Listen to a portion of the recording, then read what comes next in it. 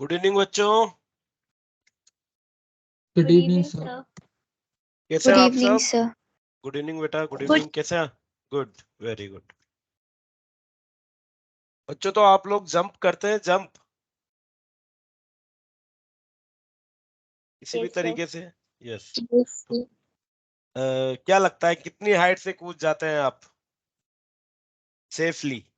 कि कोई 4 feet 5 feet इतना ही कूद जाते हैं? यस और नो? है ना? कोई होगा तो वो 7-8 फीट तक सेफली जंप कर जाता है, ठीक है। उसके बाद लगने के चांसेस बढ़ जाते हैं, है ना? ऐसा होता है। अगर कोई जैसे कोई फर्स्ट फ्लोर से कूदेगा तो चांसेस है कि उसके लगने के चांसेस रहेंगे। यस और नो बच्चों? Yes sir. Yes sir.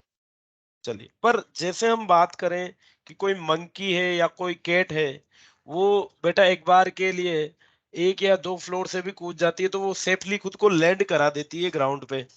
Observe किया है आपने ये चीज कि कोई मंकी हुआ या कैट हुई, ये खुद यस को सर। सेफली लैंड करा देते हैं। अब बच्चों यहाँ पे जब ये खुद को सेफली लैंड कराने में कैपेबल है, तो क्या रीजन है जिसके पीछे कि वो खुद को सेफली लैंड करा देते हैं? या हम being a normal human being, कोई स्पेशली ट्रेंड जो होता है वो तो कूद जाता है, पर नॉर्मली जनरली पब्लिक या पीपल ऐसा नहीं कर पाते हैं। उसका रीजन है सेंटर ऑफ मास। उसका क्या रीजन है? सेंटर ऑफ मास। देखो बच्चों, हमारा जो बॉडी का पूरा वेट होता है वो कहाँ पे होता है? हमने मान लिया किसी भी बॉडी का पूरा मास कंसंट्रेटेड होता है, वो उसके सेंटर ऑफ मास पे ही कंसंट्रेटेड होता है। यस और नो बच्चों?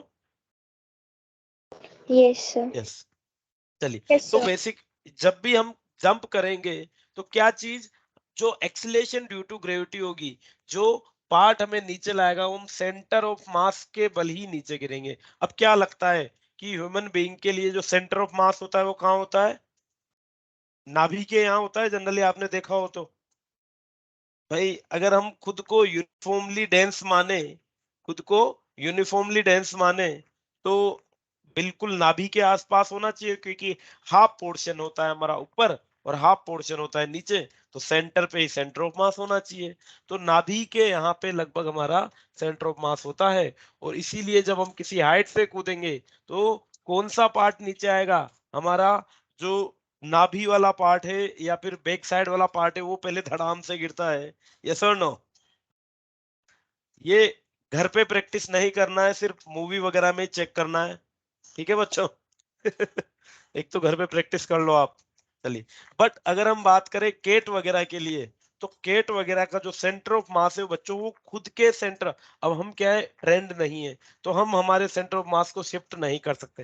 बट केट वगैरह क्या करती है, मंकी वगैरह, ये अपने सेंटर ऑफ मास को इस तरीके से एडजस्ट करती है, ठीक है, वो अपने सेंटर ऑफ मास को एडजस्ट करती है कि वो बिल्कुल पैरों से या पंजों से ग्राउंड पे लैंड करे, ठीक है बच्चों। इसलिए वो सेफली लैंड कर लेती है। या मंकी एक डाल से दूसरी डाल पे जंप करता है तो वो सेंटर ऑफ मास को इस तरीके से शिफ्ट करता है कि वो अच्छे से जंप कर पाए, ठीक है बच्चों। हम नहीं कर पाते वो चीज, यस। अगर हम प्रैक्टिस करें तो हम भी कर सकते हैं, ठीक है। हम बाद में करेंगे ये चीज, पहले हम नीट की प्रैक्टिस करेंगे। चलिए, तो इसी ऑर्डर में अभी तक हम बात कर चुके हैं किसी भी सिस्टम ऑफ पार्टिकल के लिए। किसी सिस्टम में मान लीजिए दो या दो से ज्यादा पार्टिकल होते हैं, तो उस सिस्टम के लिए हम centre of mass find out कर सकते हैं by using the formula m1x1 plus m2x2 plus m3x3 divided by m1 plus m2 plus m3। इसी तरीके y सेंटर ऑफ मास, इस तरीके से z सेंटर ऑफ मास हम कैलकुलेट कर सकते हैं। किसके लिए? सिस्टम ऑफ पार्टिकल्स के लिए बच्चों, ठीक है। तो दो, किसी सिस्टम में अगर दो पार्टिकल ही है, अगर किसी सिस्टम में दो पार्टिकल है, जैसे यहाँ पे हमने ये क्वेश्चन किया था, इस सिस्टम में दो पार्टिकल थे, तो जो सेंटर ऑफ मास लाई करेगा वो हमेशा दोनों मासेस को ज्वाइन करती हुई लाइन पे ही होगा और हमेशा दोनों मास के बीच में ही होगा। अगर दोनों मासेस सेम है तो एग्जैक्ट लिमिट में हो जाएगा, अदरवाइज जो हेवियर मास है उसके पास सेंटर ऑफ मास लाई करेगा बच्चों। क्लियर है बात? Yes yes sir. Sir. Yes. और इसके अलावा हमने एक और चीज यहाँ पे सीखी थी, मोमेंट ऑफ मास, क्या चीज, मोमेंट ऑफ मास या sum of moment of mass at centre of mass is 0। ये किस तरीके से आई थी बच्चों, m1r1 is equal to m2r2। अगर हम इसको करें m1r1 plus m2r2 must be equal to 0, इसमें से एक पॉजिटिव होता है एक नेगेटिव होता है, इस तरीके से एक्सप्रेशन हमें मिल जाता है बच्चों कि m1r1 ये क्या हो गया, moment of first mass about centre of mass will be equal to moment of centre of mass about second mass. और अगर ये इक्वेट कर दे जीरो के बराबर तो हमें सेंटर ऑफ मास मिल जाता है, जिसका यूज हमने बहुत सी बार किया भी है कि moment of centre of mass, moment of mass about the centre of mass equate कर दिया हमने। क्लियर है बच्चों बात, moment of mass about the centre of मास को इक्वेट कर दिया और centre of mass find out कर लिया। चलिए, तो अभी तक की जो भी बात की हमने वो सारी की सारी बात की है किसके लिए, सिस्टम ऑफ पार्टिकल्स के लिए। अब हम बात करेंगे centre of mass for continuous mass distribution. Centre of mass, centre of mass for continuous mass distribution, continuous mass distribution। जैसे मान लीजिए कोई भी पेपर ले लिया हमने या कोई भी बुक ले ली, तो बुक के लिए क्या हम कह सकते हैं कि ये कंटिन्यूअस मास डिस्ट्रीब्यूशन है। कोई ये मान लीजिए डिस्क ले लिए, वो हमारी क्या हो जाएगी, कंटिन्यूअस मास डिस्ट्रीब्यूशन हो जाएगी। तो कंटिन्यूअस मास डिस्ट्रीब्यूशन के लिए सेंटर ऑफ मास कहाँ होता है, कंटिन्यूअस मास डिस्ट्रीब्यूशन में अगर हम बच्चों पहले बात करें फॉर यूनिफॉर्म ऑब्जेक्ट, जैसे किस तरीके के यूनिफॉर्म ऑब्जेक्ट हो सकते हैं हमारे पास, जैसे मान लीजिए हमारे पास है कोई रिंग, ये एक रिंग ले ली है हमने, ठीक है, एम मास और आर रेडियस की ये रिंग ले ली। तो इस रिंग का जो सेंटर ऑफ मास होगा बच्चों, वो इसके ज्योमेट्रिकल सेंटर पे होगा। जनरली जो यूनिफॉर्म ऑब्जेक्ट होते हैं, for uniform object the centre of mass, the COM lies at there geometrical centre. Clear है बच्चों बात, जो हमारे यूनिफॉर्म ऑब्जेक्ट्स होते हैं, यूनिफॉर्म शेप्स होती है, उनके लिए जो सेंटर ऑफ मास होगा वो उनके ज्योमेट्रिकल सेंटर पे लाई करते हैं। ओके, अब जैसे मैं बात करूं ये रिंग हो गई, या एक डिस्क हम ले लेते हैं, तो डिस्क का ज्योमेट्रिकल सेंटर कहाँ होता है बच्चों, उसके सेंटर पे होता है। Yes, sir. यस, मान लीजिए ये डिस्क ले लेता हूं,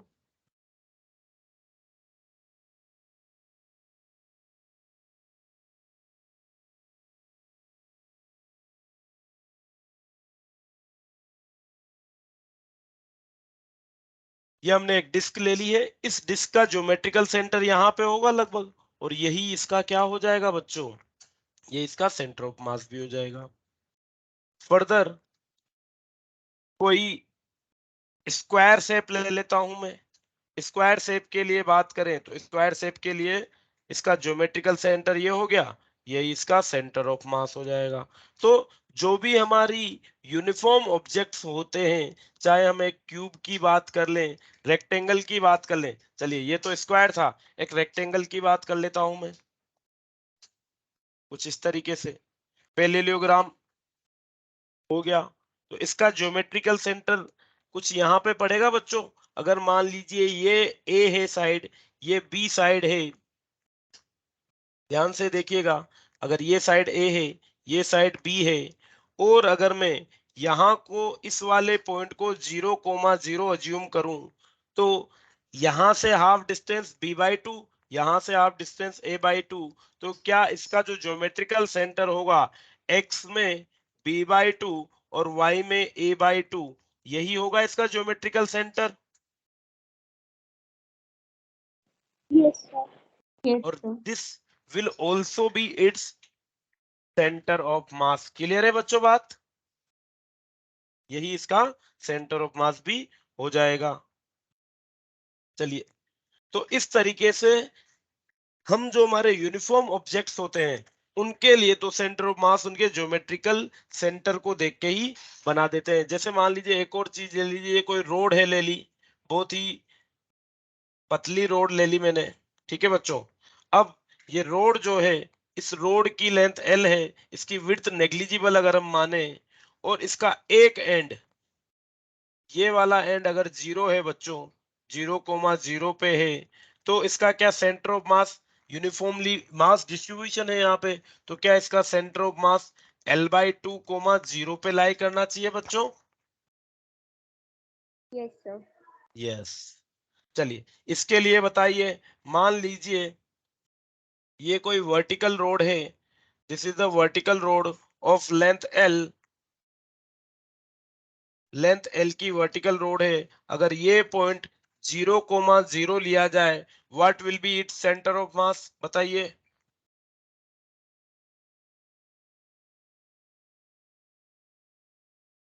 will it be 0,L, will it be 0,L या 0,0/2. 0,L/2? ठीक है, कहां पे होगा? इसके मिड में हो जाएगा। मिड कहां पे लाई करेगा? मिड के लिए कोऑर्डिनेट हमने निकाल लिए, 0, x कोऑर्डिनेट 0 और y कोऑर्डिनेट L/2। क्लियर है बच्चों बात? Yes, sir. यस। चलिए, एक और एग्जांपल लीजिए फिर।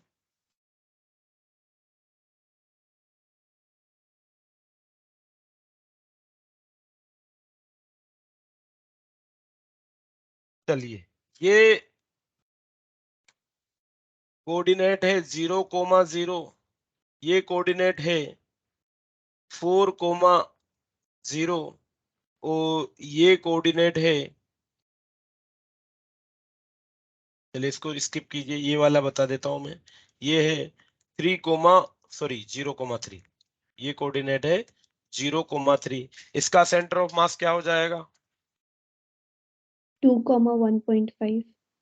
2,1.5। वेरी गुड बेटा, 2,1.5। एक्स के लिए देखें तो हाफ डिस्टेंस हो जाएगी 2, वाई के लिए 3 के लिए हाफ डिस्टेंस हो जाएगी ये। मान लीजिए बच्चों, मैं थोड़ा सा चेंज करता हूं, थोड़ा सा चेंज ये कर दिया कि अब ये जो पार्ट है इसके कोऑर्डिनेट है 1,3 और एक्स कोऑर्डिनेट 1 और लेट्स से 1,3 और वाई कोऑर्डिनेट है,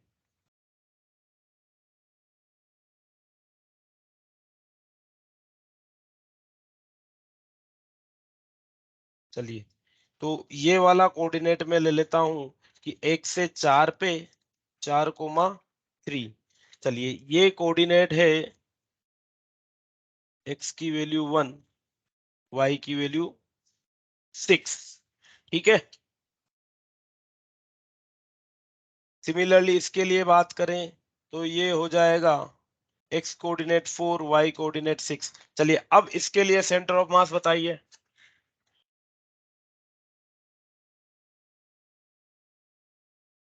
इसके लिए सेंटर ऑफ मास का कोऑर्डिनेट क्या हो जाएगा?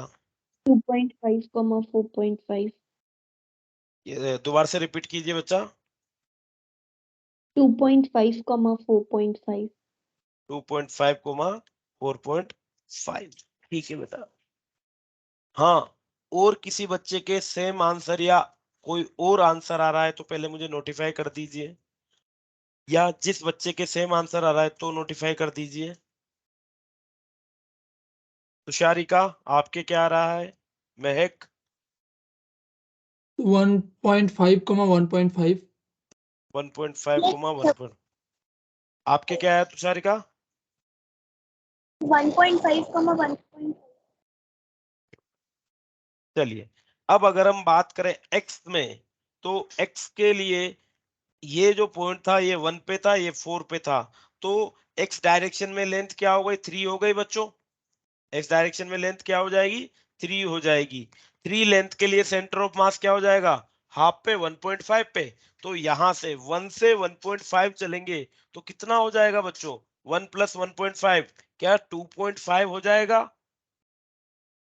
Yes, sir. Yes Yes, sir. कितना हो जाएगा 3.5। सिमिलरली अगर हम y डायरेक्शन में चले तो y डायरेक्शन में कोऑर्डिनेट्स हमारा 3 से 6 हो गया, मतलब y डायरेक्शन में लेंथ 3 है, तो हाफ कितना हो जाएगा 1.5। तो इट विल बी 3 प्लस 1.5 कितना हो जाएगा 4.5। यस और नो?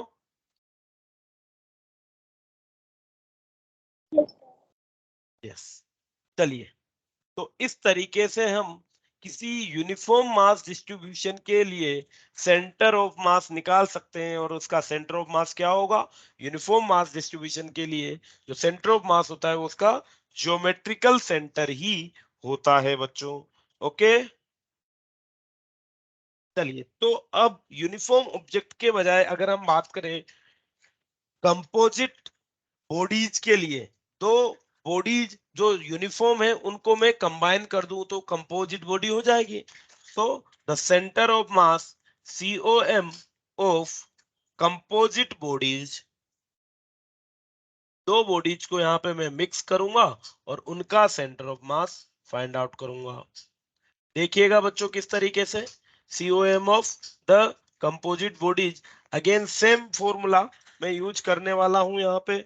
मान लीजिए मेरे पास ये एक रोड है, एक्चुअली दो रोड है ये इस तरीके से,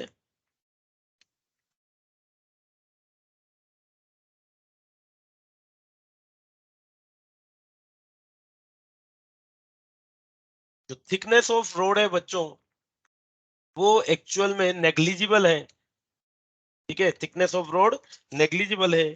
तो ये एक रोड हो गई L लेंथ की, मास M की, ये दूसरी रोड हो गई M लेंथ की, मास L की। L लेंथ और मास M की दो रोड को मैंने एक दूसरे से परपेंडिकुलरली पोजीशन कर रखा है। अब ये जो कंपोजिट सिस्टम बना है, इस कंपोजिट सिस्टम का मुझे सेंटर ऑफ मास निकालना है। ठीक है बच्चों, कैसे करेंगे? इनका नेमिंग कर देता हूं। ये फर्स्ट रोड हो गई और ये सेकंड रोड हो गई। बच्चों अगर मैं बात करूं व्हाट विल बी, अगर मान लीजिए ये पॉइंट 0,0 है, अगर ये पॉइंट 0,0 है, तो what will be the center of mass for first road? What will be the center of mass for the first road? बताइए बच्चों। L/2, 0. L/2, 0. Further, what will be the center of mass for the second road बच्चों? 0, L/2. 0,L/2। तो दोनों के लिए, दोनों road के लिए इंडिविजुअल X सेंटर ऑफ मास और Y सेंटर ऑफ मास हमने निकाल लिया है। दोनों का मास हमारे पास है, तो कंबाइंड सिस्टम का सेंटर ऑफ मास निकाल लेंगे हम। So in combined composite bodies the X centre of mass will be equals to M1x1 plus M2x2 divided by M1 plus M2। Yes और नो बच्चों? Yes, sir. चलिए values put कर देते हैं।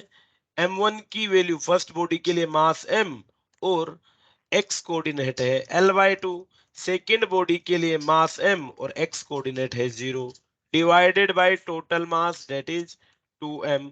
सो the x centre of mass will B ml/2 divided by 2m। m से m cancel out हो जाएगा, तो the x centre of mass will B L/4। Okay बच्चों, चलिए इसी तरीके से y centre of mass calculate कीजिए, कितना आ जाएगा बताइए।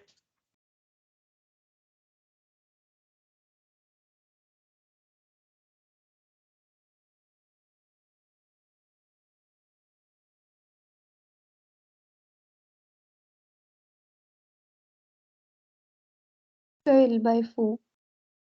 अगेन L/4, ये क्या हो जाएगा बच्चों? m into 0 plus m into L/2 divided by 2m। Again हमें L/4 मिल जाएगा। So the coordinates for the centre of mass will be, या position of centre of mass will be, position of center of mass will be L/4 comma L/4। ठीक है बच्चों? Yes, sir. Yes, sir.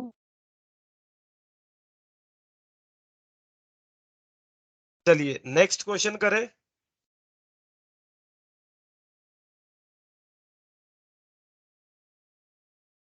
Yes, sir. मान लीजिए अब हमने 3 road arrange कर रखी है कुछ इस तरीके से।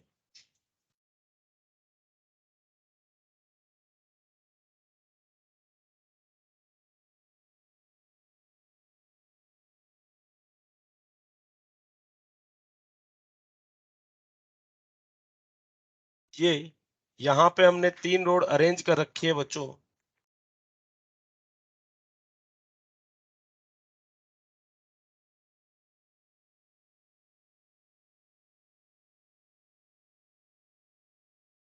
Zero comma zero, A comma zero, और ये पॉइंट है 0 comma A.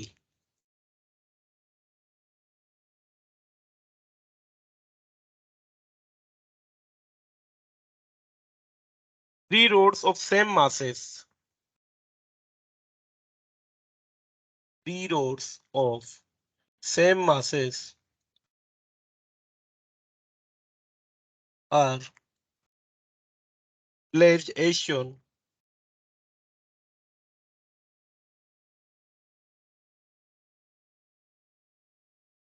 Find the position of center of mass. Find the position of center of mass. ठीक है बच्चों, करें सॉल्व। Yes, sir. Yes. चलिए इनकी नेमिंग कर देता हूं। ये फर्स्ट रोड, ये सेकंड रोड, ये थर्ड रोड। ठीक है, फर्स्ट रोड के लिए अगर सेंटर ऑफ मास बात करें तो यहाँ पे हो जाएगा बच्चों, फर्स्ट रोड के लिए सेंटर ऑफ मास इस पोजीशन पे हो जाएगा। Yes, क्या sir. हो जाएगा उसका coordinate? Will it be A/2 A/2 comma? 0. Second rod के लिए सेंटर ऑफ मास यहाँ हो जाएगा, will it be 0 comma A/2। Third rod का जो सेंटर होगा वो क्या इस पोजीशन पे लाई करेगा बच्चों? थर्ड रोड इस तरीके से है। ऑल्दो थर्ड रोड की लेंथ ज्यादा है बट मास सेम है, मास यूनिफॉर्म है, तो बिल्कुल एग्जैक्टली मिड पे हो जाएगा, मिड पॉइंट यहाँ पे लाई करेगा।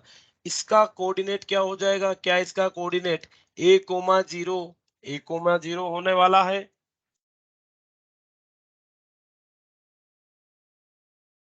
यस और no? Yes, sir. Yes. Yes, sir.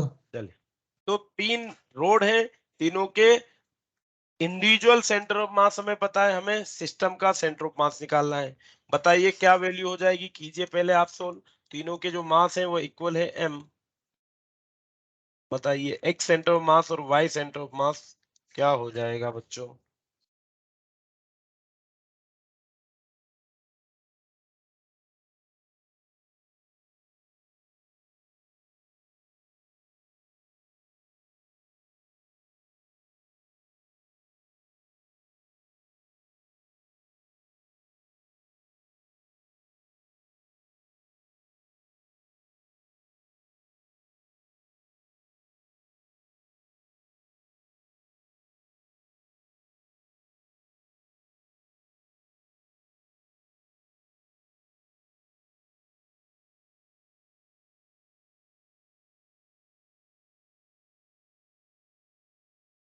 So E/3. ये x सेंटर ऑफ मास है बेटा या y सेंटर ऑफ मास है, या दोनों की वैल्यू सेम है? So दोनों. So same value. ओके बेटा, वेरी गुड। चलिए, तो जो x सेंटर ऑफ मास है इट विल बी A/3, और जो y सेंटर ऑफ मास है it will also be A/3। Solve कर लेते हैं हम।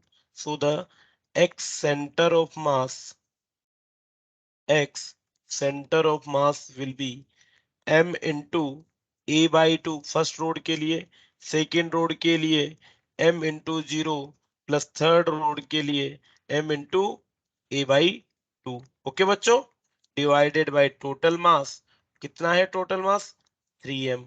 So it M. Will be ma by 2. Ma by 2 will be ma upon 3m, so it will be a by 3.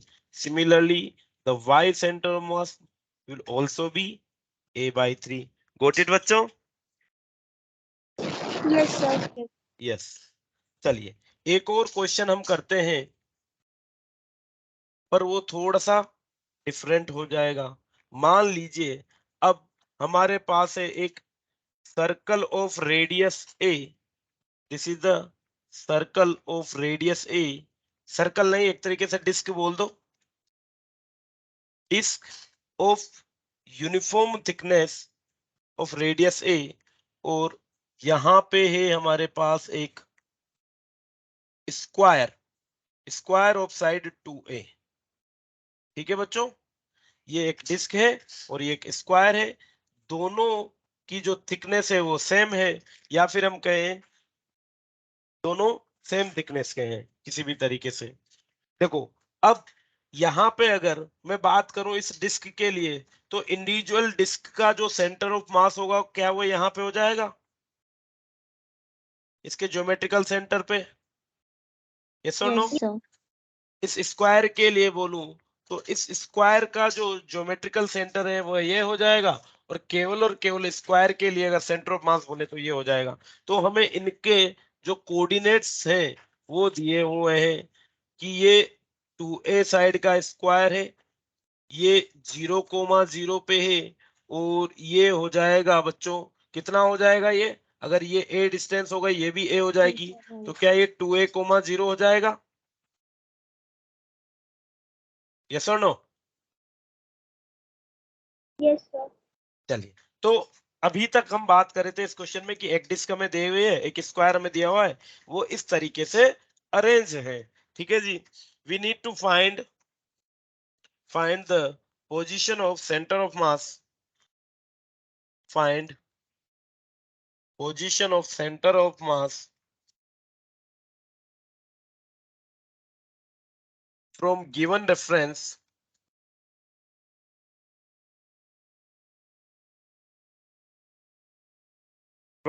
reference when, अब यहाँ पे first question बना हुआ है बेटा, if their masses are equal, if their masses are equal. Second case, if their density are equal, if their density are equal।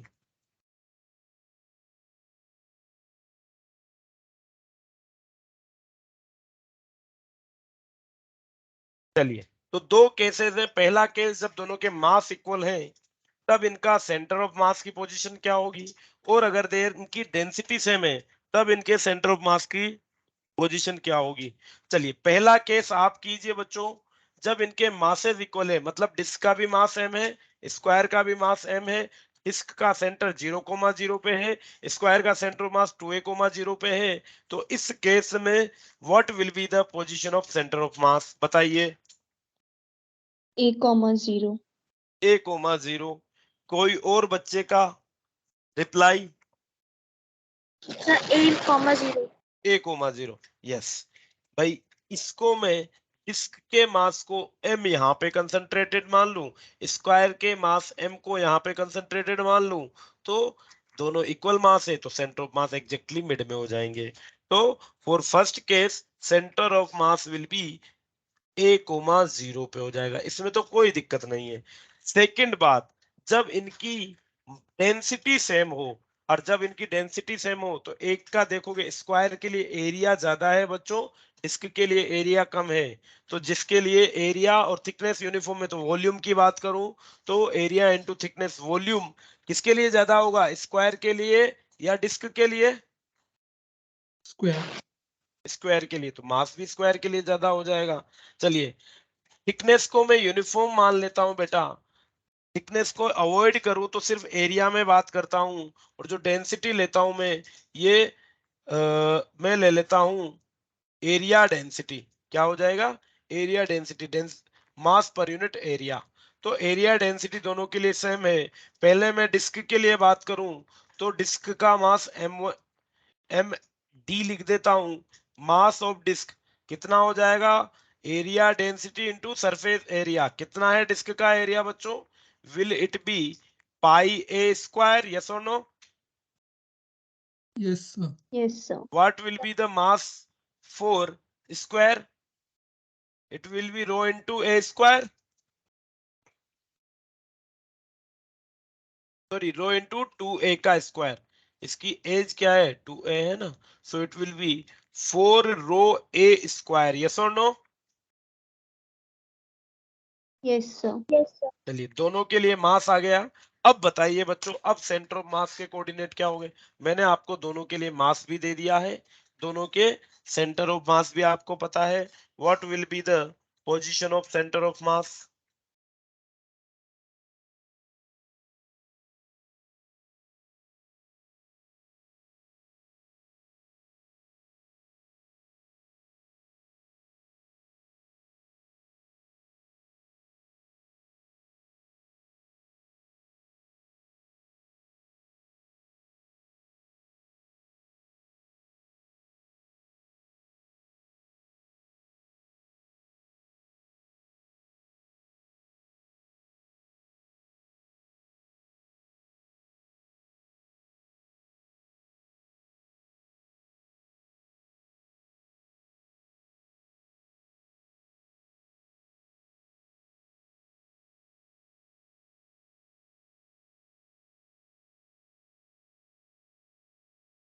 Is it 4 rho a cube upon m comma 0? एक second बेटा repeat कीजिए answer. 4 rho a cube upon m comma 0. Actually बेटा ये जो रो है ना, area density, ये तो कैंसिल आउट हो जाएगा बेटा। चलिए देखिए किस तरीके से कैंसिल आउट हो जाएगा।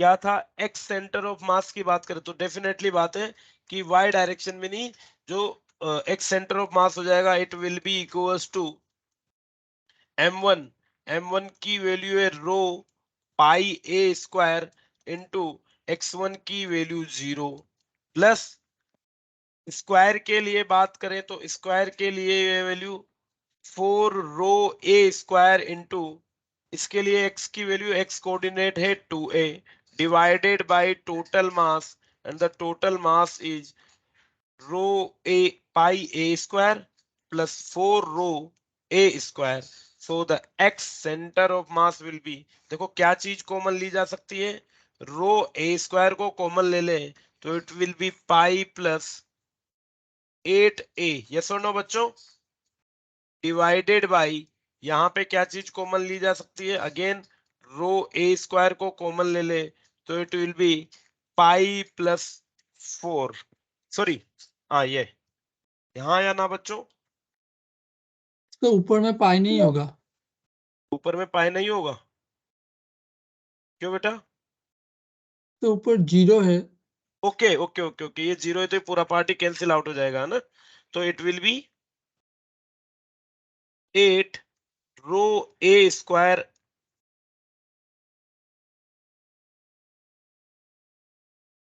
Into 2a, so it will be 8 rho a cube, ठीक है ना बेटा, सो ये हो जाएगा रो ए स्क्वायर से rho a square cancel out हो जाएगा तो it will be 8a upon pi plus 4, so the x centre of mass will be 8a upon pi plus 4।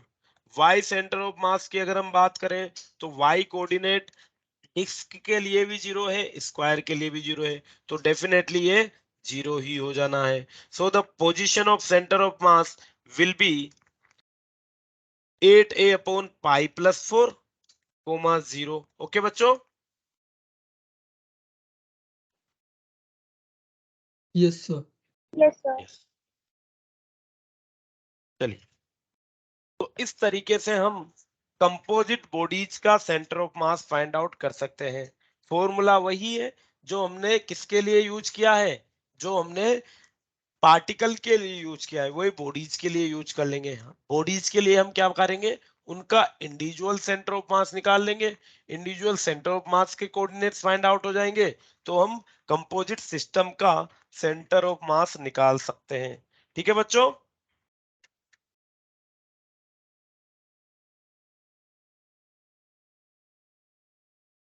चलिए, तो नेक्स्ट सेक्शन पे हम चलते हैं। नेक्स्ट सेक्शन में अगर हम बात करें तो देखिएगा, centre of mass due to truncate bodies, centre of mass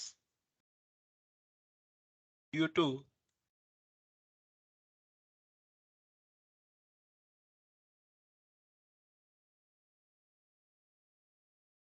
truncate bodies.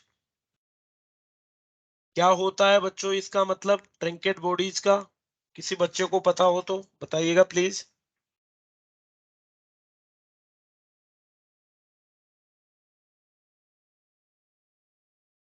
किसी को आइडिया नहीं है? हाँ बच्चों, श्रद्धा, महक, नो सर। नो। चलिए, No, इसका मतलब है किसी यूनिफॉर्म ऑब्जेक्ट में से अगर कोई पार्ट हम कट कर दें, किसी यूनिफॉर्म ऑब्जेक्ट में से कोई पार्ट अगर हम कट करते हैं, जैसे मान लीजिए कि ये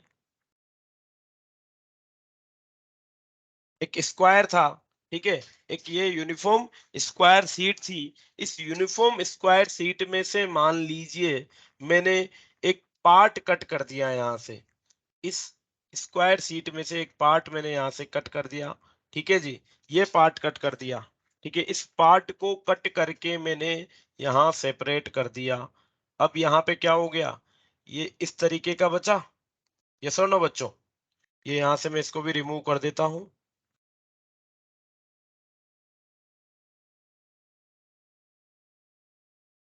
इनिशियली ये स्क्वायर था, इस स्क्वायर में से मैंने ये कट कर दिया, तो एक पोर्शन ये बचा और एक पोर्शन ये बचा। यस और नो? बोलिए। yes, yes sir. सर। तो ये क्या हो गया, ट्रंकेट सेक्शन हो गया। ठीक है जी, जो कि इनिशियली क्या था, इनिशियली ये था कुछ इस तरीके से।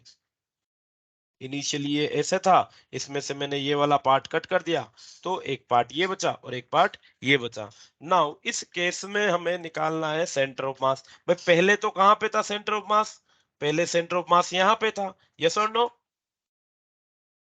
Yes, sir. यस। अगर मैं बात करूं कुछ इस तरीके से, चलिए, तो इसके लिए सेंटर ऑफ मास यहाँ पे हो गया, इस वाली बॉडी के लिए सेंटर ऑफ मास यहाँ पे हो जाएगा, इस वाली के लिए सेंटर ऑफ मास कहाँ पे होगा भाई? कहीं ना कहीं डेफिनेटली इस पोजीशन पे तो नहीं रहेगा ना बच्चों, यहां से तो शिफ्ट हो जाएगा, हाँ या ना?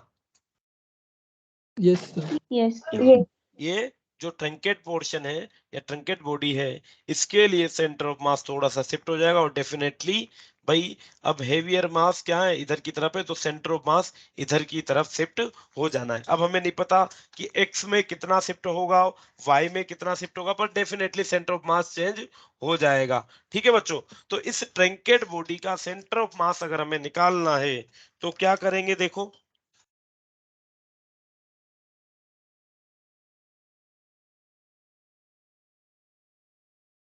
मान लीजिए पहले मैं कुछ इस तरीके से इसको बना देता हूं कि पहले जो सेंटर ऑफ मास था वो एग्जैक्टली इसके सेंटर पे ही था। पहले सेंटर ऑफ मास इसके सेंटर पे ही था, और ये था 0,0, और इसकी एज अगर मैं लिख दूं ए, इसकी एज अगर ए लिख दूं, तो यहाँ पे इसका जो सेंटर ऑफ मास हो जाएगा वो कितना हो जाएगा बच्चों? मान लीजिए मैंने a/2 का स्क्वायर शीट कट की थी। अगर ये मैंने a/2 की स्क्वायर शीट कट की थी, तो ये डिस्टेंस भी a/2, ये डिस्टेंस भी a/2, ये पार्ट 0,0 होने वाला था, और इसका सेंटर ऑफ मास जो 1/4 पार्ट मैंने कट किया था, क्या 1/4 पार्ट का centre of mass a/2 a/2 है? यस और नो? Yes, sir. यस। इसका centre of mass a/2 a/2 है, इसका सेंटर ऑफ मास 0,0 पे है। ये दो बॉडीज का हो गया। अगर मुझे इसका सेंटर ऑफ मास निकालना है तो क्या होगा, देखो देखो, अभी तक जो हमने कंपोजिट सेक्शन से किया था, मान लीजिए इसका सेंटर ऑफ मास कहीं यहाँ पे लाई कर रहा है, इसका सेंटर ऑफ मास यहाँ पे लाई कर रहा है, तो ये हो जाएगा, इसके कोऑर्डिनेट हो जाएंगे XCOM और ये हो जाएगा YCOM। इसका सेंटर ऑफ मास मैंने बोल दिया X, Y। ठीक है बच्चों, कोई दिक्कत नहीं है। इस बॉडी के लिए सेंटर ऑफ मास यहाँ है, इसके कोऑर्डिनेट XCOM YCOM। ये दूसरा पार्ट, इसका centre of mass A/2, A/2। ये इन दोनों का जोड़। तो जैसे हमने कंपोजिट बॉडी के लिए किया, इस बॉडी का सेंटर ऑफ मास प्लस इसका, इसको और इसको ऐड कर दूं तो क्या मुझे इसके लिए सेंटर ऑफ मास मिल जाएगा? भाई यही तो किया था हमने। इसका और इसका दोनों का मुझे पता था, दोनों को ऐड कर दिया, फॉर्मूले में अप्लाई कर दिया, तो मुझे कंपोजिट सिस्टम का मिल गया। इसी तरह मैंने क्या किया, इस कटे हुए पोर्शन का प्लस इसका करूंगा तो इसका मिल जाएगा। यस और no? Yes sir. Excuse yes. Me sir. हाँ बोलिए बेटा। सर ये जो पार्ट हमने कट किया, इसका centre of mass A/4, A/4 नहीं होगा? बेटा हो सकता है, बिल्कुल। अच्छा यहाँ पे बोल रहे हो आप, बिल्कुल सही बेटा। Okay, Yes, sir. Yes, very good बेटा। A/4, A/4। ठीक है। Yes sir. यस। चलिए, अब अगर हम बात करें मासेस की, तो इनिशियली हो सकता था इसका मास m था, इसका मास m डैश था, तो इसका बचे हुए पार्ट का मास क्या m माइनस m डैश हो जाएगा बच्चों? बोलिए। बचे हुए यस पोर्शन सर। के m माइनस m डैश हो जाएगा। क्लियर है बात? तो यहाँ पे अगर हम बात करें पहले x सेंटर ऑफ मास के लिए, तो m minus m dash XCOM plus यहाँ पे क्या आ जाएगा बच्चों, m dash comma A/2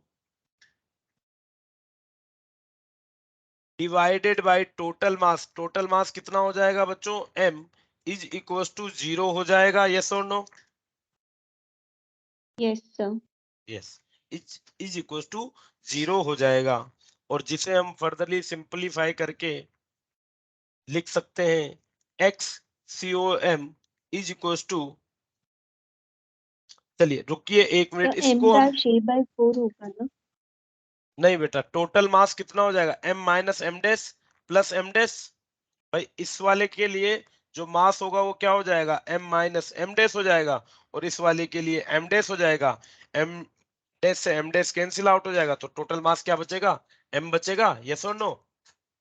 sir numerator में M-A/4 होगा ना?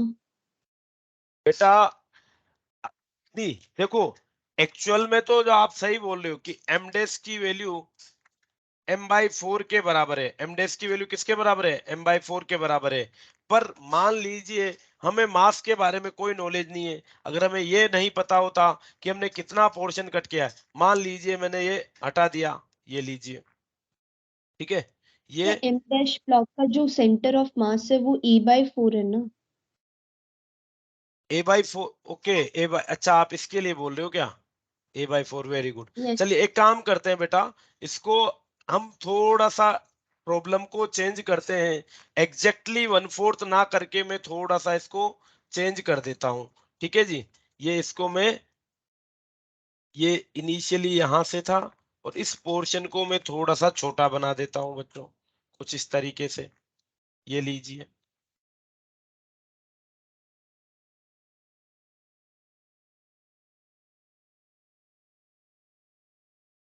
चलिए मान लीजिए मैंने कोई अब एग्जैक्टली 1/4 पोर्शन कट नहीं किया है, एग्जैक्टली 1/4 पोर्शन कट नहीं किया है, और मैंने किया है केवल ये कुछ इस तरीके का पोर्शन कट।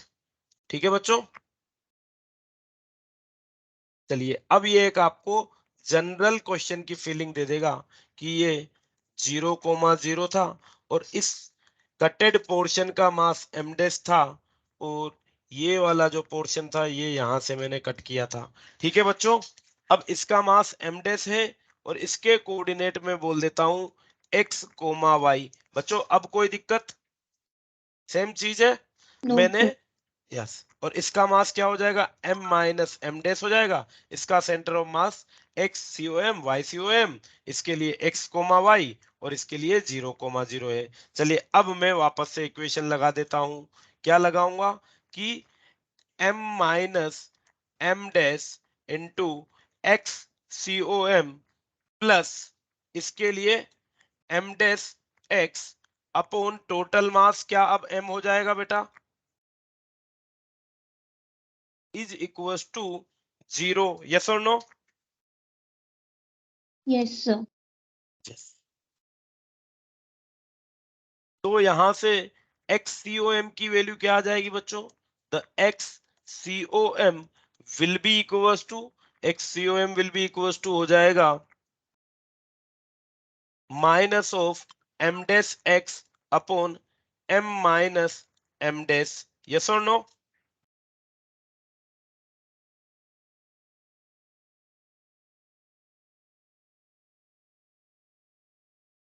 यस आया सर। नहीं आया बच्चों? क्लियर है ना बात? सिमिलरली YCOM की बात करें तो Y centre of mass will be इसी तरीके से minus m dash y upon m minus m dash के बराबर आ जाएगा। ठीक है जी? Yes sir. यस।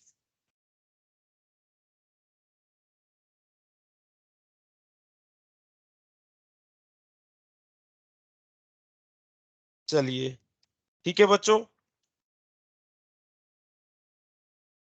इसको हम एक क्वेश्चन की मदद से समझने की कोशिश करते हैं। ठीक है, ये तो जनरल बात थी। एक एग्जांपल देखिए। अब एक सेंटर ऑफ मास मिल गया हमें और वाई सेंटर ऑफ मास इस प्रॉब्लम के लिए मिल गया है। क्या वैल्यू मिली इनकी? जनरल वैल्यू मिल गई हमें ये। कब? जब एक्चुअल जो सेंटर था बॉडी का वो 0,0 पे था।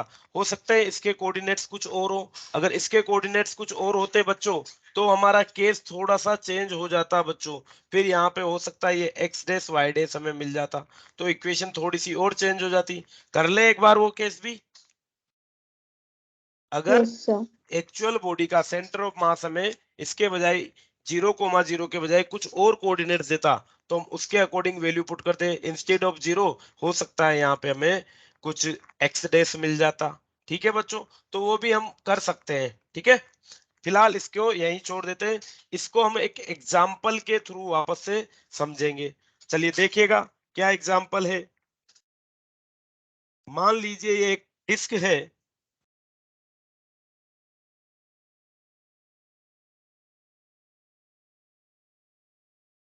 ये एक डिस्क है बच्चों, और इस डिस्क की जो रेडियस है, इस डिस्क की जो रेडियस है वो है r।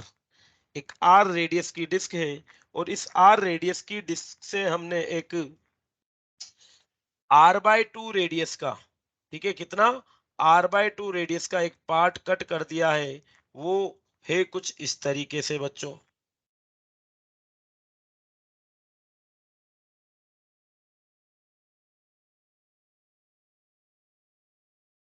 तो इस डिस्क में से हमने एक r/2 रेडियस का पार्ट कट कर दिया है। अब जो ये रिमेनिंग पोर्शन है बच्चों, ये जो रिमेनिंग पोर्शन है, रिमेनिंग पोर्शन का हमें सेंटर ऑफ मास निकालना है। क्या करना है? We need to calculate the centre of mass for the remaining portion. ठीक है बच्चों, समझ में आ गई बात? Yes sir. Calculate the COM for the given part. यहाँ पे हम अज्यूम कर लेते हैं बच्चों, यहाँ पे हम अज्यूम कर लेते हैं कि जो मास है इनका वो यूनिफॉर्म है। मास क्या था इसका? यूनिफॉर्म था। तो जब ये डिस्क कंप्लीट थी तो कंप्लीट डिस्क के लिए मास m मान लेता हूँ। कंप्लीट डिस्क के लिए मास m मान लेता हूँ। यहाँ पर मैं बोल देता हूँ कि जब टोटल एरिया πr² था डिस्क का तो मास m था। क्या हम यहाँ से मास पर यूनिट एरिया निकाल सकते हैं, डेंसिटी या एरिया डेंसिटी निकाल सकते हैं बच्चों? क्या हो जाएगी एरिया डेंसिटी? बताइए, will the area density be total mass upon total area pi r square? क्या ये एरिया डेंसिटी हो जाएगी इस डिस्क के लिए? बताइए। Yes sir. यस। Yes. चलिए, ये हो गई। फर्दर अगर हम बात करें कि ये जो डिस्क हमने कट की है, ये जो डिस्क हमने कट की है, उस डिस्क का एरिया क्या है? एरिया ऑफ स्मॉलर डिस्क क्या हो जाएगा बच्चों? Area of smaller disc will it be pi into r by 2 का square? Yes sir. Pi Yes, into, sir. Yes. So the mass of smaller disc अगर मैं एम डेस मान लूं तो इसकी वैल्यू क्या हो जाएगी? इसका टोटल एरिया जो कि पाई आर स्क्वायर बाई 4 है, multiplied by area density that is m upon pi r square. Pi r square से pi r square cancel out हो जाएगा, तो क्या बचेगा बच्चों? M by 4। तो जो ये हमने आर बाई 2 रेडियस की डिस्क कट की है, इसका मास कितना हो जाएगा? 1/4 of the total disc. Yes और no? Yes sir. Yes, 1/4 of the total disc. चलिए, अब अगर हमें सेंटर ऑफ मास निकालना है तो हम क्या करेंगे बच्चों? हम कुछ इस तरीके से इसको सोल्व कर सकते हैं कि ये कंप्लीट डिस्क थी और ये छोटी वाली डिस्क जो हमने इससे कट की थी, अगर मैं इसके लिए और इसके लिए कैलकुलेशन करूं तो टोटल में से इसको माइनस कर दूं, बड़ी में से टोटल में से इसको माइनस कर दूं, तो क्या मैं इसके लिए कैलकुलेशन कर सकता हूं बच्चों? देखो, रिवर्स कर दिया मैंने काम। ऊपर आप देखोगे तो दिस प्लस दिस ये होता है, ये ट्रांसलुकेट पार्ट प्लस ये कटेड पार्ट मिलके कंप्लीट बॉडी बनाते हैं, तो complete body minus cutted part will be equals to this. Yes और नो? Yes sir. बस, यस। तो इन दोनों को ऐड करने से ये मिल रहा है, तो इसमें से इसको घटाने से ये मिल जाएगा। और यहाँ पे मैं क्या चेंज करूंगा? यहाँ पे चेंज कर दूंगा मैं एक सेंटर ऑफ मास। अगर मुझे फाइंड आउट करना है तो complete minus this कटेड part, complete minus cutted part. चलिए देखिए बच्चों, अब क्या हो जाएगा। सबसे पहले अगर मैं बात करूं कंप्लीट के लिए, मान लेते हैं यहाँ पे ओरिजिन है, तो इसका सेंटर ऑफ मास हो जाएगा 0,0 पे। इस कटेड पार्ट के लिए सेंटर ऑफ मास क्या हो जाएगा बच्चों? बताइए। ये पॉइंट 0,0 है, इसका सेंटर ऑफ मास बताइए क्या हो जाएगा? Will it B, radius r by 2 है, are bye 4 0,r/2, sorry r/4, 0, नहीं रेडियस तो इसकी r/2 लिया ना हमने, तो r/2 ही रहेगा ये। यस और नो? ये टोटल यस r के सर। बराबर है, तो इसका सेंटर ऑफ मास क्या होगा? 0,r/2 के बराबर हो जाएगा। चलिए, इसमें से इसको माइनस करना है, तो इसका centre of mass XCOM will be equals to, इस कंप्लीट का मास m है, छोटे का मास m/4 है, तो XCOM is m into 0 plus, इसके लिए m प्लस नहीं आएगा बच्चों, माइनस आएगा, क्योंकि माइनस कर रहे हैं ना। m/4 comma 0 divided by m minus m/4, it will give 0/3 m/4, 0 आ जाएगा बच्चों। तो x सेंटर ऑफ मास आ गया 0। y सेंटर ऑफ मास के लिए बात करें तो m into 0 minus m/4 into, इस छोटे पार्ट के लिए बच्चों y कोऑर्डिनेट क्या है? r/4 divided by m minus m/4। चलिए, ये हो जाएगा 0, सो इट तो विल आर बी बाई 2 होगा। r/2। यस, ठीक है। सो 0 minus mr/8 divided by m minus 3m/4 will it B 3m/4। सो इससे ये कैंसिल आउट हो जाएगा 2 टाइम्स, m से m कैंसिल आउट हो जाएगा, तो y centre of mass will B r/6। So the centre of mass will B 0 comma minus r/6। और ये कहाँ पे लाई करेगा? इस वाले पार्ट के लिए 0 कोमा माइनस r/6 कहीं ये यहीं पे लाई करेगा बच्चों। यस और नो?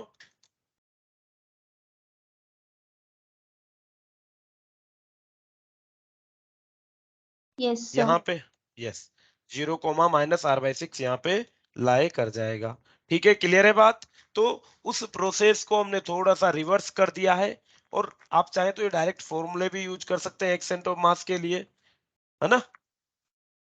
चलिए अब एक और क्वेश्चन देखिए। मान लीजिए बच्चों, अगर मैंने इस डिस्क में से, ये एक डिस्क थी r रेडियस की, एग्जैक्टली अगर सेंटर से किसी r/2 रेडियस का, एग्जैक्टली सेंटर से r/2 रेडियस का पोर्शन कट किया होता, तो सेंटर ऑफ मास क्या सेम रहता, तो क्या सेंटर ऑफ मास शिफ्ट होता, बताइए। सर सेम रहता। सेम रहता, रहता। Very good. अगर एग्जैक्टली सेंटर से कट किया है तो सेंटर ऑफ मास सेम रहेगा। चलिए मिटा दें भैया, आपने डायरेक्ट बता दिया तो। मान लीजिए ये एक डिस्क है बच्चों।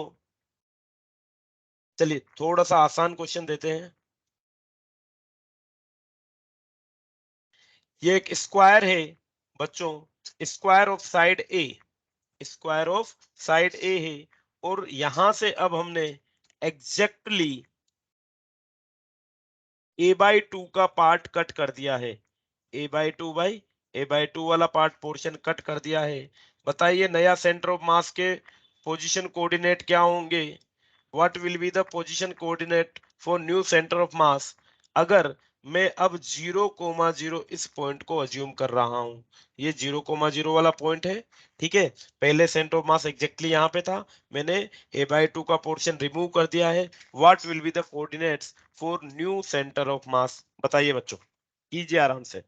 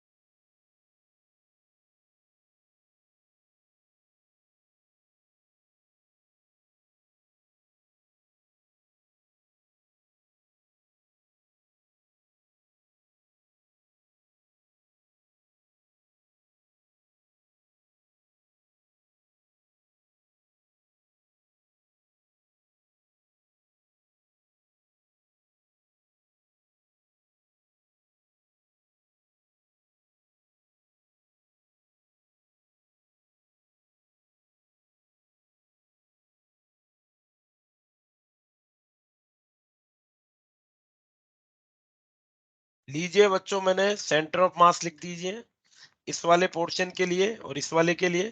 इसका सेंटर ऑफ मास माइनस इसको हमें करना है, तो इसके लिए वैल्यूज हमें मिल जाएंगी।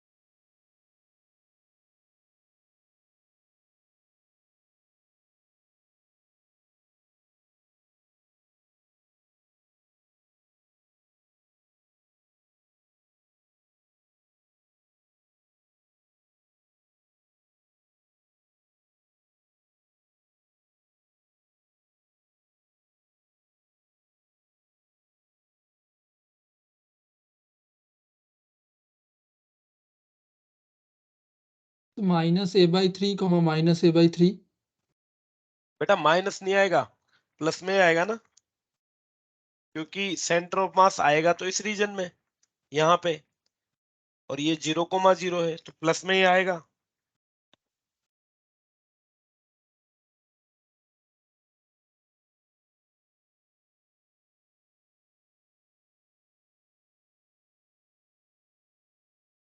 चलिए देखते हैं, मास के बारे में बता सकते हैं बच्चों। अगर कंप्लीट बॉडी का मास m था तो 1/4 पार्ट कटा है तो इसका मास डेफिनेटली 1/m/4 हो जाएगा, यस और नो। चलिए x सेंटर ऑफ मास की बात करें, हाँ बोलिए बेटा।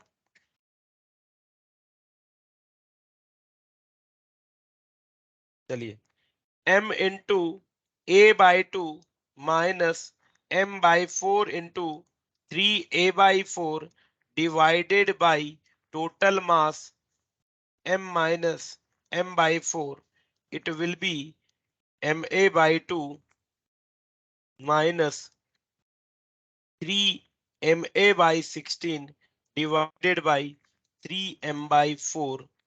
बच्चों क्या वैल्यू आ जाएगी ये, XCOM will be equals to ma into 1/2 minus 3/16 divided by 3m/4।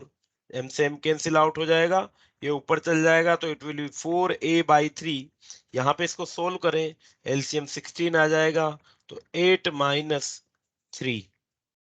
ठीक है बच्चों, यहाँ से ये 4 टाइम कैंसिल आउट हो जाएगा, सो it will B 5a/12। Yes और नो बच्चों।